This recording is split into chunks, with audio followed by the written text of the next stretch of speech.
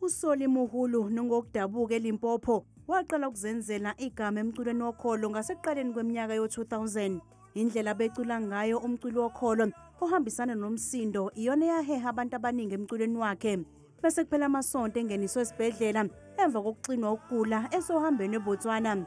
Abalandeli bakhe bathi baqemeke ngeqhuwantwala. Yena ngimazi ngengoma zakhe ekudala ngimazi ngikhule ngingemazi yabona lapha nekasi yamotivate nalabo abasha for umculo umuntu ozithandela abantu and inhliziyo yami ebuhlungu nje makahambile.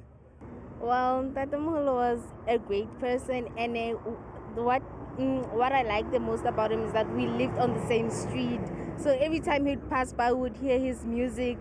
uMuhulu ubeseqhulule amanona amaningi omculo afana neyashisa izikhotha ethi Bamitsa Tsotsi ayikhipha ngo-2001. Usebenzisane nabaculi abehlukene kulomkhakha abafana noWinnie Mashaba. Amalungiselelo omngcwabo abengakaqinisekiswa.